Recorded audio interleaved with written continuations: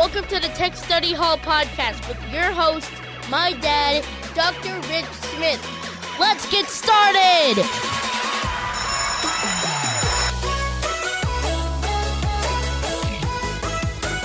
Welcome back to episode 102 of the Tech Study Hall podcast, where you can go to explore all about 21st century learning and ed tech integration in hopes to take steps forward in your tech independence. My name is Rich, and boy, we have a great topic for you today. First, I would like to say thanks to my son, Finn. He's the best 9-year-old MC you're going to find in the business, and I love that he's willing to work with me on this project and that we get to do it together.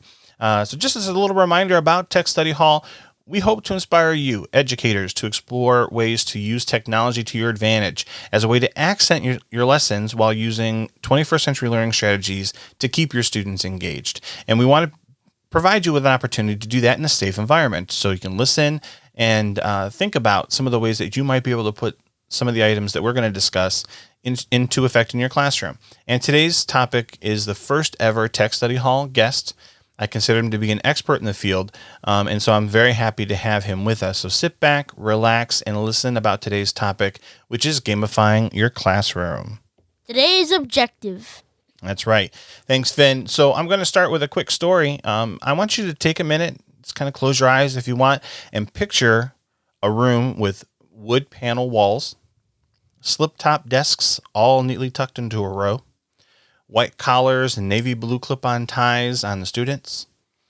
This was my class and uniform at my grade school, and it was 5th grade, and we were all excited about these new devices that were being wheeled into the room, and it was the Apple IIe computer, and each classroom was getting at least one, and they used those big floppy disks, and then we would wait all day to pair up with another student and sit at that computer desk where we would go to play Oregon Trail. We couldn't wait for our turn to see if we could get to the end of the game, or we might die of dysentery along the way, or our families would fall sick of something else, or maybe go hungry. But we would race to see if we could get to the disc that was next in the series before our time was up at the computer, because there was no saving the game back then. You were just done. So when you hear about gamifying your classroom, this was the first image that popped into my head. This fun time that we had playing Oregon Trail, something that you would do for fun. And for many, this is what they thought gamifying your classroom was all about too. And sure, we have some great tools that create a game-like atmosphere in our classes like Kahoot or quizzes, where you can include an educational component to the game. But what we're really talking about today transcends what some would call edutainment. Gamifying your classroom is more about engagement than entertainment. And we're going to meet our first guest today to talk more about it right now. Roll call! All right, welcome to our first ever roll call segment on Tech Study Hall. Roll call is where we welcome our guests to the podcast, and this one is exceptional. He's a biology teacher, media specialist, and tech coach in Hopewell Valley, New Jersey. He co-hosts his own tech podcast called GotTechED, the podcast, and co-hosts the Twitter chat called EdjiNotes every Wednesday evening at 8:30, so you can share and network with fellow tech enthusiasts. And aside from all of this, he makes time to coach sports and completed his doctoral work recently. My friend and colleague, Dr. Eric Guise. Welcome to the show, Eric. Tell our listeners a little more about yourself. Hey, thanks, Rich. First of all, I think that's the first time I was ever referred to as doctor on a public forum here, so that's pretty cool. A little bit about myself. I'm a husband to an awesome wife. She's a veterinarian. She loves animals, so me growing up with pets, that's a good fit there.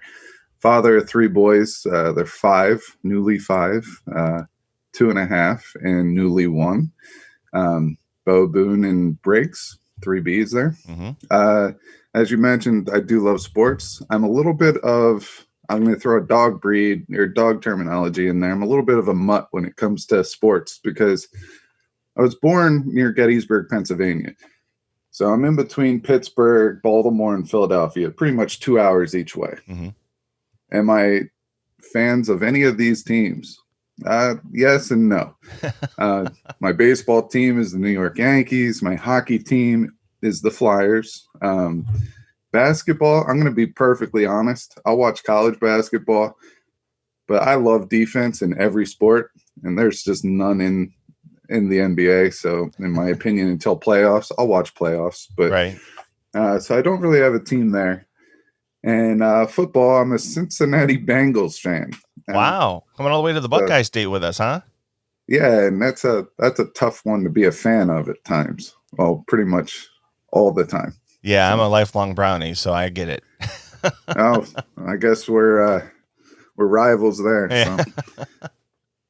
But yeah, so I enjoy sports. I enjoy outdoors. Hiking, geocaching is one of my favorite things to do. And I love to fish, fly fish, rod and reel fish, deep sea fish. It doesn't matter. So what's geocaching for those of us who don't know? Yeah, geocaching, it's like a scavenger hunt in the woods. So I believe it was in 2003. I'm pretty sure it was in 2003. When they released the satellites, usually it was just for the military. But once they released the satellites, geocaching was born. So people would hide a box, a waterproof container, into the woods. Sometimes they're in the city streets too. They're smaller. They would hide it. They would post it on this site called geocaching.com. And people would go log into there, get the coordinates, and then they would go find it. So inside of this box, you might pick a theme. So the last one that I did with my kids was it was called Take Me Out to the Ball Game. So there are 10 little trinkets in there that had to do with baseball. So the idea is you start with 10 in a box in a little notepad so people can sign in saying that they found it. And then you take a little trinket out of there and you replace it with another one. So it's always replenishing itself. That's cool. So it's pretty cool. It's a great way to get your kids outside. My students love it. I bought a couple extra GPS units and I signed them out to the kids to go do. They absolutely love it. So it's just a great way to get outside.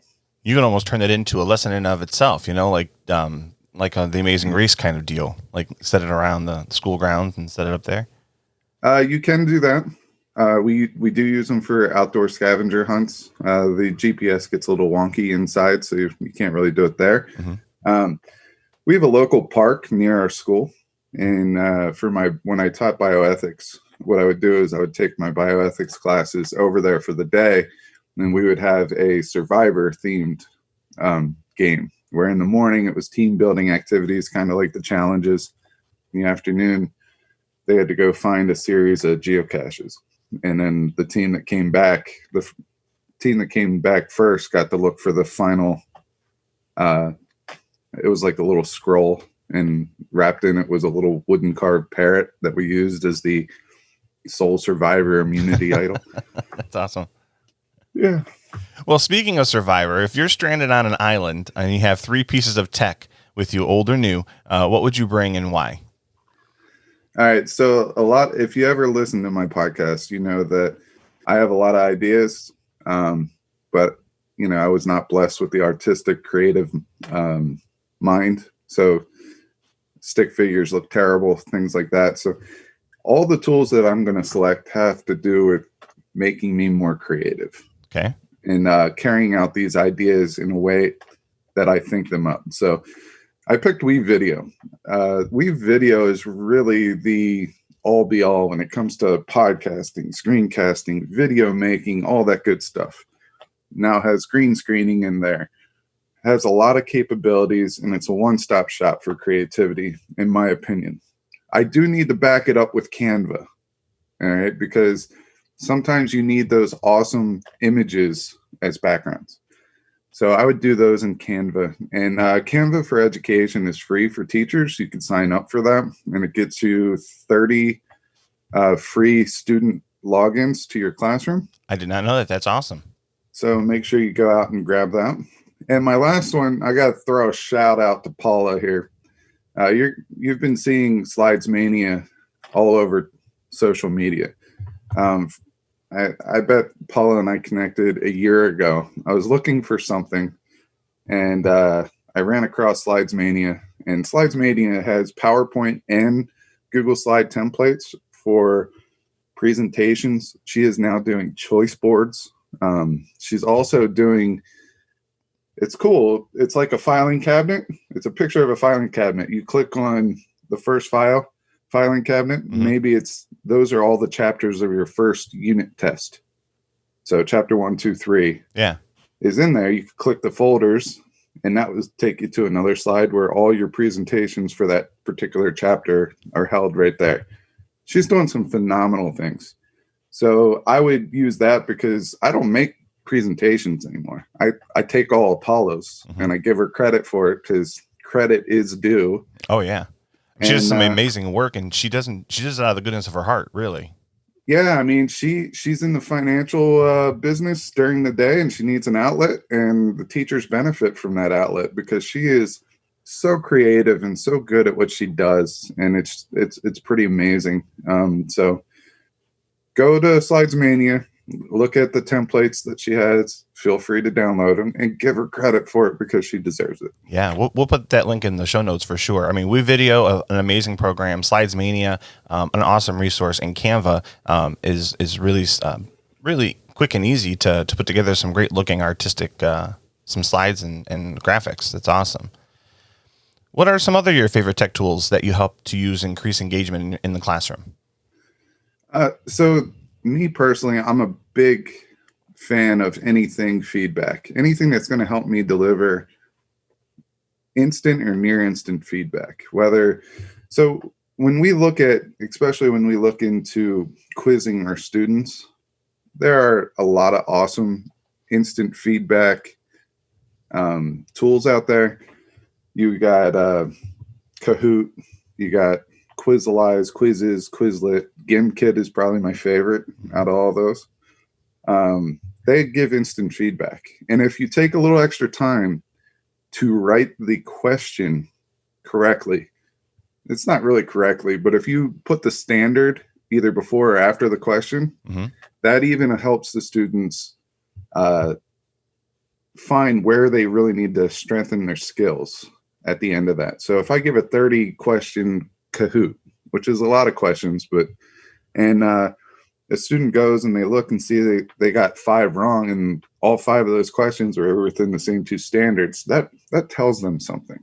So that's meaningful feedback. Whereas if you don't include those standards in there, they sometimes have to guess where they have to go back and look at things. So that's just one little tip there. For the longer stuff, longer feedback, so you have to write a reflection piece, something like that. I like an extension called Mote. This is fairly new. Yes. And I know that you know about this one. But if you go to Twitter at JustMoteHQ, I know in my most recent episode, I screwed up the Twitter handle for that. So I want to make sure I got it right. Here, this in Google Slides, Google Classroom now, Google Sheets, and Google Docs, you can leave voice comments, and it will transcribe those comments. There are a lot of other tools that do this, but just Mote HQ, in my opinion, does it the best out of all of them. And it's super simple to use. There's really no training for this. It's a click, record, click, you're done. So another one that I like is another fairly new one. It's called EdjiNotes. And I push this one a lot too. And I don't get anything out of any of this. Like nobody makes any money off of this, right? On our podcast, we don't get anything every once in a while we'll get a social media shout out or something like that. But if we're pushing something, and I have to think that this goes for you too, it's because we believe in it. Absolutely. EdjiNotes is another one that we believe in. When I say we, it's my podcast mate Nick and I. EdjiNotes allows a teacher to copy and paste text or pictures or PDFs, whatever they want, into this space, and it becomes an interactive board then.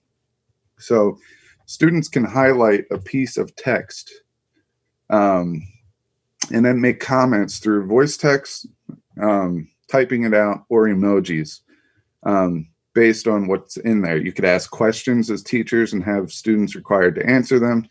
I just did a professional development with English and social studies teachers, and I took the lyrics from American Pie.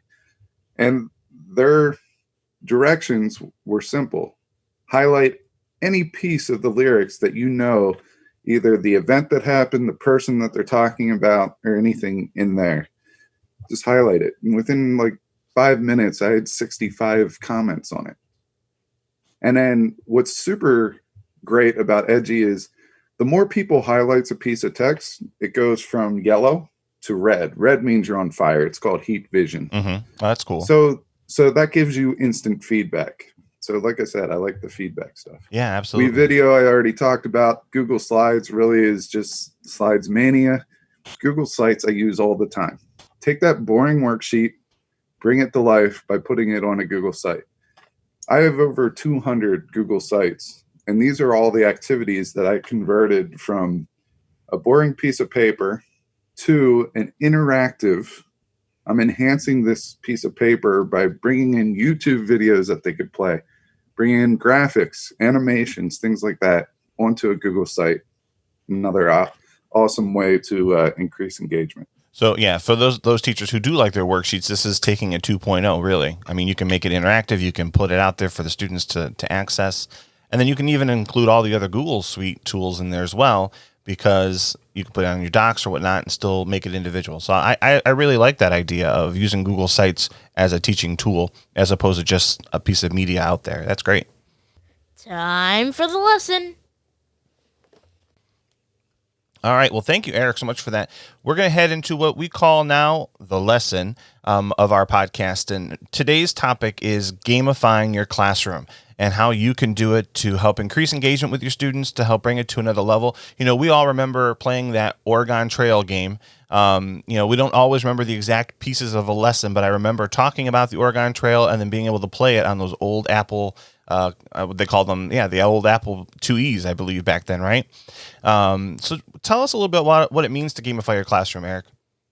So one thing I have to point out before we go any further, there's two different topics really within this one topic. There's game-based learning, and then there's gamification or gamifying your classroom. Mm-hmm. So when we talk Oregon Trail, we're talking about a game-based learning scenario. So that game is driving the learning content in there. Within that game, there is gamification. All right. I love to go hunting in that game. You know, the squirrel will get me every time. But so that's a game element. So gamifying your classroom, you're adding game elements into your lesson. What is a game element? It's an external motivator that typically has nothing to do with the learning content itself. For example, leveling up, skill points or experience points, gold stars. We all love our gold stars. That's right. When Remember we go the to charts? Starbucks, right? Yeah. For some reason, those gold stars means we're going to spend a lot of money to get one free drink at the end of it. It's a Right. great way to get people motivated to come back. Leaderboards. This is another great example. Just having leaderboards. And that could be, you know, anything from what level they're on. It could be total experience points. It's a max leaderboard. I remember going into the pizza shop when I was 7, 8 years old, and there's a Pac-Man game there. And I would go in and see if I was still on the top 10 leaderboard. And if I wouldn't be, I'd be in there with like $5 worth of quarters until I got on the top 10 leaderboard. So, I mean, that leaderboard got me to come back and continue playing that Pac-Man game. And so really gamifying isn't really anything new in the classroom. I mean, they've been doing this for years, just in a different level. So like you said, if you're doing the old star charts, you know, the old book it, and you can see your progress going along, that's gamifying your classroom. You know, people have been doing this, but not necessarily tech-wise the whole time. And then that kind of leads to what we talk about today in badging as well, you know, badging up inside of our classroom. That's great. So what would you say that is the first step for a teacher if they wanted to take it to the next level and adding some of that gamifying aspects to their classroom? I really think that you really need to sit down and think, what are the 4 basic or 5 basic, 6 basic parts that you want to include here? I typically bring it down to 4 parts that may or may not have a sub part to it, but I like to think of 4 things. First of all, is starting off with a narrative. Everything we do in education has a narrative. But you can spruce up this narrative, this backstory, by making it something that revolves around the interests of your students. So when I come into the beginning of the school year, And, some people have students fill out little index cards. Some people have, people just, I saw one with a dream catcher, and everything that's within that dream catcher has to be something that you enjoy. Mm-hmm. I like that one. I like to start off with an assignment that's actually for the parents. I just send home a blank piece of paper with one question at the top. So I guess it's a piece of paper with a question. It's not blank. Who is your student? And that's it. Sometimes I get a name and they send it back. Sometimes I get, a 3-page sheet on everything that has happened from kindergarten until 12th grade. But it teaches me a lot more than the student just putting, 2 interests on a sheet. I take those interests and then I start tying them in to all my gamified lessons. So if I know someone that really likes cricket, well, guess what? I'm going to build an escape the room that might be teaching them photosynthesis, but it ties in cricket along the way. So you could easily make narratives that support the interests of your students. That engagement piece is huge because you're buying into their interest and piquing it. And what's also nice is maybe you don't hit all of the topics in that first lesson, but because you've made it personal in each lesson, they're waiting to see what the next lesson is going to be about and who it's going to be about, like who it might be based on, what interest it might be based on. It's a great way to build community. Yeah, you build community, it builds trust, it makes it a safe classroom. And all these things are characteristics that you want to have in your classroom in order to make your students comfortable to want to go that extra mile for you and for their learning. That's a great point. The second part of a gamification lesson or gamified lesson is the objective. And this is also the challenge. So you need to have some type of a conflict here.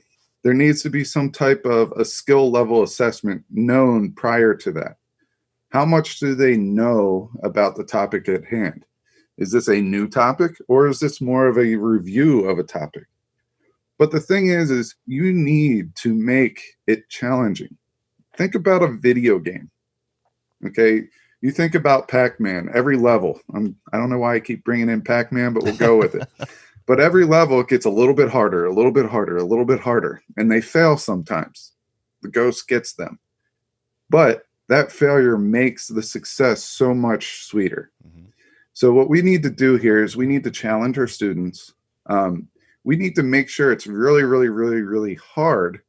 And then later on, when we get into the next step of interaction, we can provide them with hints. We can allow them to work in teams. We want them to work through frustration because, like I said, as they work through it, if they know the answer, if you just give them 100 math facts and they know the answer to each one, there's no challenge there. The only joy that they might get is being able to do 100 math facts in under 5 minutes. Mm-hmm. That's it. All right. But with this, they're working through a challenge. They're gaining experience from that challenge. And at the end, they have something to be proud of. So you want to make sure the objective or the challenge is there. You want to make sure that skill level is there for the interaction and that those guidelines are clear. And then the last thing is the feedback. Mm-hmm. This is where they either get a reward. Congratulations, you just won one free homework pass. Mm-hmm. And if it's like me, I don't really give homework. So right. It's like, whose line is it anyway? Where the points don't matter. Right. You know, it's kind of like that. Or it's a soft failure. So it's not like public shaming. You failed. It's a soft failure. Hey, you tried. You got through 4 of the 5 steps, but you didn't get to the 5th one. Let's go over it so you understand why, you didn't escape the room. And I have a feeling that's something that we'll talk about in a little bit. But It's a soft failure, and it's okay.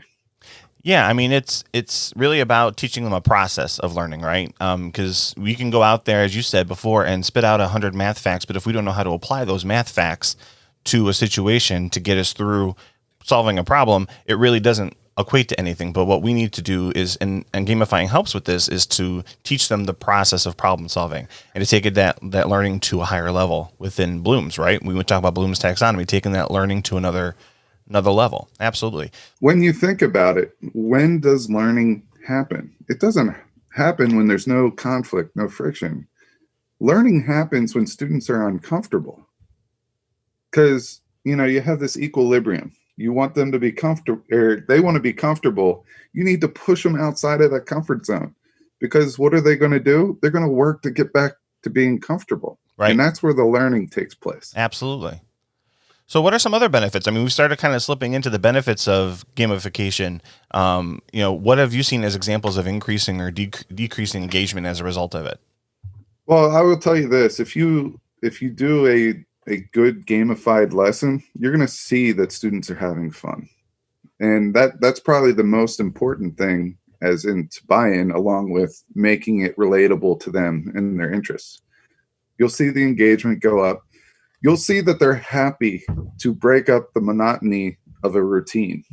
I know a lot of teachers out there. First day, they have to go to their book. They have to see what's in that chapter. They have to do guided notes of that chapter. Days 2 through 4, they're breaking up those guided notes into individual lessons, maybe breaking out for an activity here or there. And then there's review day and then test day. And that's what the whole year is. Mm-hmm. I know that it's still out there. So by throwing this in there every once in a while, sometimes I do it the first lesson. If you really want them to find a real way of remembering through experience, you give them a puzzle at day 1 that goes over the main concepts of that chapter. And then you use those puzzles, those individual puzzles, as, hey, guess what? Do you remember when we did, or when you looked at this in that game? So, for example, if I had a puzzle that on a Google Doc where they had to figure out math problems, and in each math problem, there was a highlighted box that had, then you would take the number that was in that highlighted box and put it into your final answer. Hey, do you remember that math problem about the apples in the tree and kind of the formula that you use for that to figure all that out? That's what we're talking about here today. We're going to get more complex. You got a basic example there. Today, we're going to build off of that and do this. They'll remember that. Absolutely. I threw a poem at them one time. Flounders Fields. Okay. They had no clue what Flounders Fields was all about, but they remembered the poem from that activity. And then when we actually talked about it in class, they were like, oh, I get the connection. They make connections. They make a learning experience. Mm-hmm. Absolutely. And so what are some of the decreased engagement opportunities, or some of the things that you would say to warn teachers about over gamifying, or, what are some of the pitfalls, I guess is the best way to say, what are some of the pitfalls of gamifying your classroom? So I'll start off by saying that games are a big part of pretty much all the generations that we have out there today. All right. But we must treat each generation or each class or each grade level a little bit differently. All right. It's important to know the strengths of your class. And I'll give you, this is the biggest and the only thing that I really want to warn people about. There are some edu celebrities out there that says, no competition. Competition does not drive learning. I agree with that statement to a point. Mm-hmm. Okay. I believe there's 2 instances in which competition will impact learning in a positive way. Me personally, I'm into sports. I'm into that competition thing. I can compete against myself. And that's what I feel like we want to drive here. At the beginning of the unit to the end of the unit, you're competing with yourself to make yourself better. But that's a hard concept for some people to understand. Some people don't like competition. So if you throw a competitive scenario at them, this is where I agree with the whole no competition in education. If you throw a competitive scenario, some people just won't do it because they don't like the competition. But if your class is a very competitive class, and you know this, I once had a class that had, 12 boys, 12 girls in. Okay. So they always wanted to clash against each other. They always wanted to compete against each other. They loved it. We played Jeopardy. They loved it. So in that case, I'd say if that's going to be something that drives them, don't hold them back by not offering them that opportunity. Mm-hmm. If it's something that's not going to drive the whole class, don't offer competition as a learning opportunity. Just keep it very low key in that case. All right, so know your class. If it's something that's going to benefit them, use it as a skill.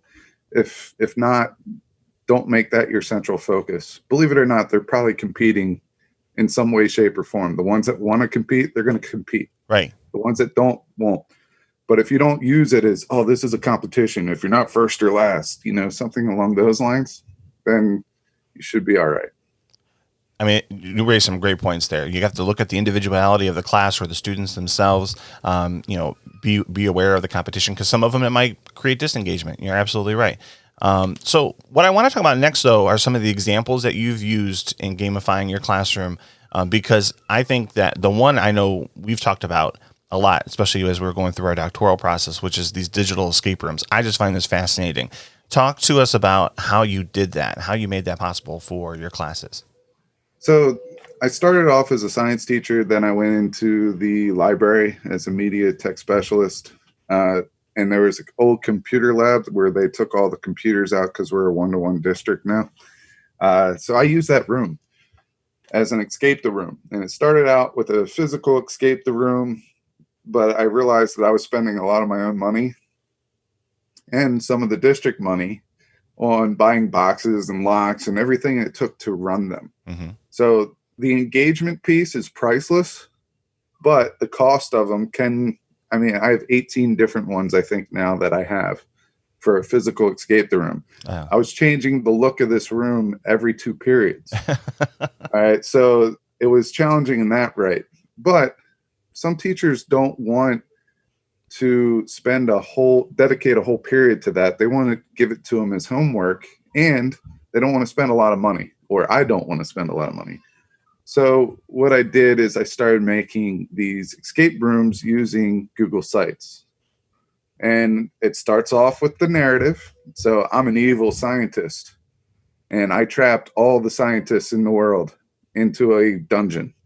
And these scientists I'm limiting the amount of oxygen that they have by taking away all the functionality of the plants of the world.